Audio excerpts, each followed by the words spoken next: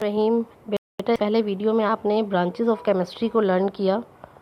Now the analytical chemistry, हम उसे कहते हैं किसी भी चीज़ को एनालिसिस करना, to check the quality of anything, to analyse anything, like the to check the quality and quantity of milk, quality और क्वांटिटी ऑफ एनीथिंग। अब आपके सामने मैं एक डायग्राम लेकर आ रही हूँ। इस डायग्राम में आपको ये नज़र आएगा कि ये इस एटम के स्ट्रक्चर के नीचे देखें फिज़िकल केमिस्ट्री लिखा हुआ है। इट मीन्स कि जो एटम है इसकी स्ट्रक्चर को ये मैटर जो फिज़िकल इंट्रैक्शन ऑफ मैटर यानी मैटर की मज़ीद डिटेल स्टडी को हम फिज़िकल केमिस्ट्री कहते हैं।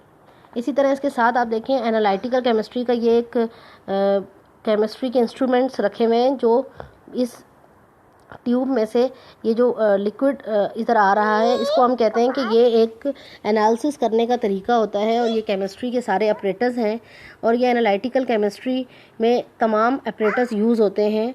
एनालिसिस ड्यूरिंग एनालिसिस किसी भी चीज़ को आप एनालाइज कर सकते हैं, किसी भी फूड को आप प्रिजर्व कर सकते हैं, किसी भी खाने को आप प्रिजर्व कर सकते हैं इसके थ्रू, और आप कोई भी काम इसके थ्रू इजीली कर सकते हैं।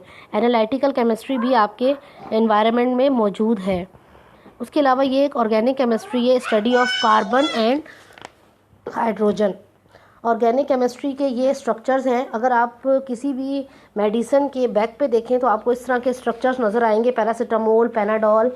तो ये तमाम ऑर्गेनिक केमिस्ट्री के मरहून मिन्नत हैं। अब इसके बाद नेक्स्ट आप देखेंगे इनऑर्गेनिक केमिस्ट्री के साथ लिखा हुआ है सोडियम एंड क्लोराइड आयन। तो इसका मतलब ये है कि कार्बन और हाइड्रोजन की स्टडी के अलावा जितने भी एलिमेंट्स होते हैं उन्हें हम इनऑर्गेनिक केमिस्ट्री में स्टडी करते हैं। आपके सामने ये एक लैडर लाइक स्ट्रक्चर बना हुआ आ रहा है, इसे हम कहते हैं बायोकेमिस्ट्री, मतलब इसे हम कहते हैं डीएनए का ये एक स्ट्रक्चर है लैडर लाइक, और इसकी स्टडी हम बायोकेमिस्ट्री के अंदर करते हैं। ये आपको दिखाने का एक जो पर्पस है वो ये है कि ये तमाम पिक्चर्स के थ्रू आप अपनी ब्रांचेस को अच्छी तरह से लर्न कर सकें, कि आपको पता चले कि हर केमिस्ट्री की जो हर ब्रांच है उसका एक अपना रोल है और वो अपना रोल प्ले कर रही है। अब बहुत सारे जो लोग केमिस्ट हैं वो कुछ एनालिटिकल केमिस्ट होते हैं, कुछ ऑर्गेनिक केमिस्ट होते हैं, कुछ इनऑर्गेनिक होते हैं, कुछ फिज़िकल और कुछ बायोकेमिस्ट होते हैं, और मैं आपके सामने ऑर्गेनिक केमिस्ट हूँ। ओके जी बेटा, अब ये आपके सामने एक और मैं डायग्राम लेकर आई हूँ जो आपकी बुक के अंदर भी मौजूद है कि define matter, anything that has mass and occupy space is known as matter. Matter की कितनी स्टेट्स हैं, सॉलिड, लिक्विड एंड गैस। एक प्लाज्मा भी होती है लेकिन हम बेसिकली 3 ही पढ़ाते हैं। मैटर हम उसे कहते हैं जो जगह घेरे।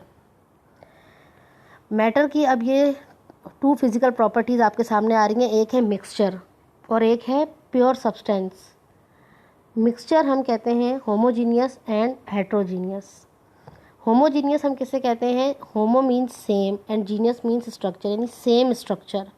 आपने एक मिक्सचर बनाया और वो सेम है, वाटर और शुगर को ऐड किया और वो सेम बना, this is known as the homogeneous. And the word hetero means different. आपने एक मिक्सचर बनाया, कोई भी आपने वाटर के अंदर सैंड को ऐड कर दिया तो इस मिक्सचर को हम कहते हैं हेट्रोजीनियस। अब प्योर सब्सटेंस के 2 टाइप्स हैं, एलिमेंट एंड कंपाउंड।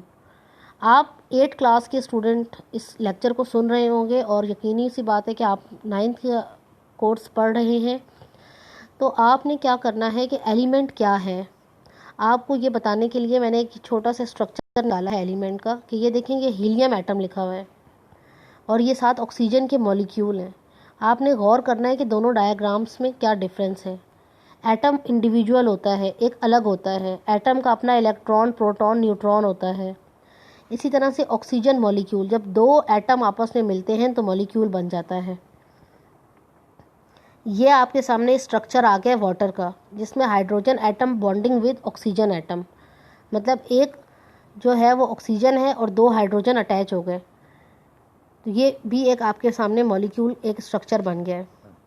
एलिमेंट हम उसे कहते हैं जो सिंगल हो, ये जैसे एक एटम है, ये सिंगल है, अब ये आपस में 2 अटैच हो गए तो ये इसे हम कहते हैं ये मॉलिक्यूल है। एटम और मॉलिक्यूल का कॉन्सेप्ट जो उम्मीद है कि आपका क्लियर हो गया होगा। ओके, इसके बाद नेक्स्ट आपका है